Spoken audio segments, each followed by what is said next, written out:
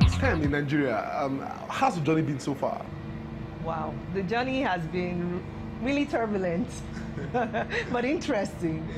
And why would you say that?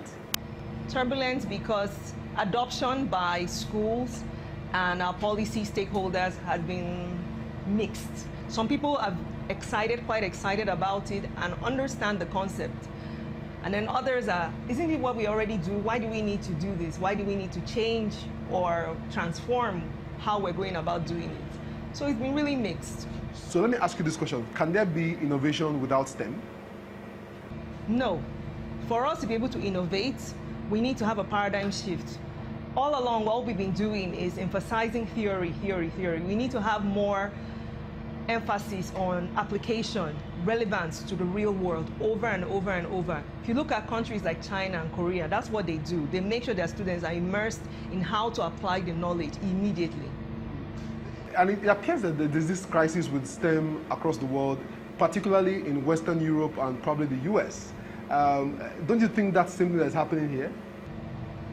You see, at least those countries, they realize there's a crisis and they are working on it. With us, I don't even think that a lot of us realize there's a crisis. So to me, that's the difference. Okay, so take us through a typical STEM class. If a child comes into a STEM class, what will the child be learning? A child will walk into a STEM class and it will be based on a theme. It will be based on a project, solving a problem in the real world. An example will be chemistry. I will talk about cleaning up dirty water, or physics, creating solar cells. We all need light. I mean, we're constantly complaining about the fact that we don't have enough power, creating solar cells. So something that actually solves a problem in the real world, but yet you're applying the knowledge of what you're doing. What are you doing when you're creating a solar cell? You're generating electricity. That's what we teach in physics. So you're learning. But it appears that for us to really change our STEM curriculum in Nigeria, we need government policy. Are we making a headway with that?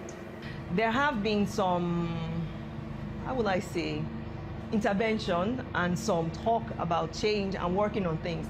But the problem we have in Nigeria is not talk. Talk is cheap. We talk a lot. Execution is key. We've not been executing, actually. That's where our problem is.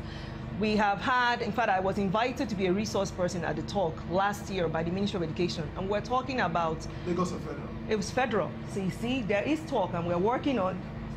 So we were supposed to have a workshop over the long holiday. Long holiday for us is July, August, and part of September. We were supposed to be working with teachers. But as usual, oh, we don't have enough money. Oh, how do we do this? You can start small. You can have a pilot scheme, bring in some teachers, and those teachers train other teachers. And then it's constantly like a domino effect, continues to replicate itself. But we just say, oh, we don't have enough money. How do we do this? And dies off. And I'm wondering why a state like Lagos, that seems to be at the forefront, hasn't embraced some of what you are talking about. Have you approached them? Yes, I have. I have gone to some of our policy stakeholders here at Lagos State. That's been very interesting. They'll tell you, you know, we'll get back to you. We're not working on that right now. You know what, you can drop your proposal over there, we'll get back to you. You know, just ways to stall you. And like you said, I really was excited because I felt that a state like Lagos will want to be a pioneer state and show every other state that, look, we're doing this, we're hands on this. In fact, when I saw Code Lagos, that even gave us more courage that, yes, see, we're doing something progressive in Lagos State, so we can do this here in Lagos. So I was surprised by all these stalling attempts. Do you believe in the Code Lagos project? I believe that it's a good project. My hope is that I mean, already they're executing it, so that gives me hope. My issue is continuity. We start something, we need to make sure that when you start something, you allow it to have its lifespan, so that at the end of it, you can come back and now evaluate and say, okay, what did we learn from this? What were the mistakes we made? What can we do differently? And when I say a lifespan is between 5 and 10 years. But unfortunately, our lifespans here in Nigeria have to do with the political cycles, and that's not good. In fact, even that 5-10 years sometimes is not enough time, particularly in science when you're conducting experiments. You're supposed to give yourself, I think, anywhere from 10 to 15 years, so you can really study it. That's what we call a generation span. So you can really study it and say, okay, this worked, that didn't work. Let's see the children as they are going through the phases. Because, you know, each stage for a child, age-wise, mental, is different. The way a primary school child will think and understand things is different from the way someone in secondary school. And when they're in university, it's better to study them all through. Want to start Code Lagos? Okay, start with them when they're really young, see how they are when they become teenagers, and then when they're going to university, then write reports and sit down and say, okay, what worked, what didn't work, what do we need to change? But no, 4 years, 8 years, when we have policy changes, bam, it goes all over again. So let me understand you when you talk about STEM. Are you focused on people who will turn out to become scientists, doctors, or anybody can actually understand STEM but still go on to be arts and social science? What's your plan? What are you aiming for? It's twofold. We do want to raise more innovators. We do want to raise more engineers. We do want to raise more scientists because we need them. They're the ones who are going to drive innovation. They're the ones who are going to create things that we're all using, like our tech, our phones. But at the same time, we do want everybody else to be able to have these skills because you see, when you're a scientist, there's a way you think, there's a way you look at things around you. And we need more people to have that kind of mindset. When you have that mindset, remember I was just talking about that 10, 15-year span, that's the kind of span you have. You have a big picture mentality. We need everybody to have that big picture mentality. We don't have it right now. So we need to imbibe that. We need to create that. If you go to China, if you're working on a project with them, they're not telling you 2 years, they're not telling you 5 years. They are telling you actually 20 years because they have that big picture mentality. Same thing with the Japanese. When I was in graduate school, even in my undergrad, my best friends were Koreans, Chinese, and Japanese. And they taught me that, the beauty of that. Thinking big picture, thinking long term. 2 years, 4 years is not enough time for you to really study and understand something.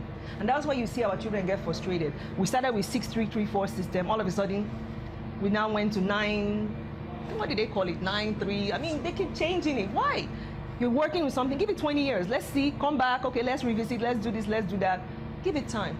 So take us through any of your items that would actually be fun for a kid to learn. Of course. I actually have something here with me.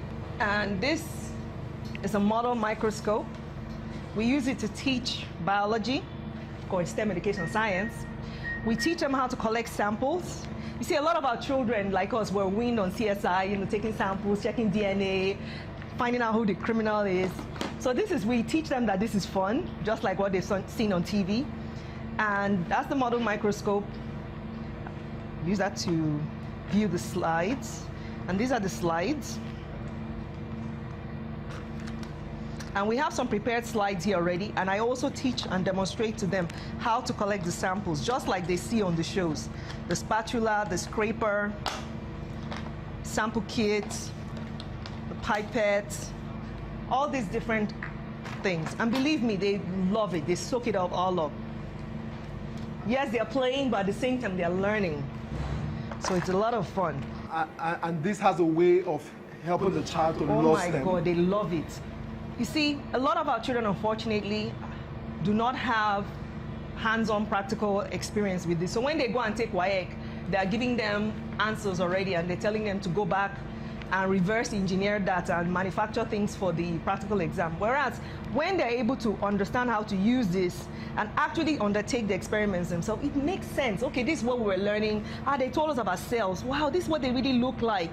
It comes to life for them. They get it, they grasp it, and then they're able to build upon that to have a firmer conceptual understanding. Okay, so from your understanding with schools, working with schools in Lagos State, for example, are their laboratories well stocked? Do they have enough equipment? A lot of our schools don't have labs. That's why I was talking about WAEC and the exams. And those of them who do, a lot of them, they're locked up. Both private and public? Or? Both private and public. A lot of them, the labs are locked up. And then those of them who are really good private schools, I mean, some do try. But I still think it's not enough. There still needs to be more. Finally, Tola, you're a startup. What would you like government to do for you? I would like government to support us and bring us in to have more discussions with them and have more discussions with, I should say outreaches. There you go, more outreaches with the teachers, more outreaches with the students. I know everybody's always talking about funding. Not that we don't like money, we like money too, but it's beyond money. We need them to create a favorable environment for us to be able to have schools adopt this. Thank you for being on TechTrends today. Thank you. China and India are some of the world's leading countries when it comes to STEM. Any surprise why their citizens are amongst the leading inventors today? I believe Tola should be encouraged as she continues on her quest to make more kids interested in STEM. Thank you for watching the show today. Do follow us on social media, and don't forget, you can watch this and previous editions of the show on the channel's TV YouTube account or via my blog cfatech.ng. For Tech Trends, I'm Chukwemeka Agbata.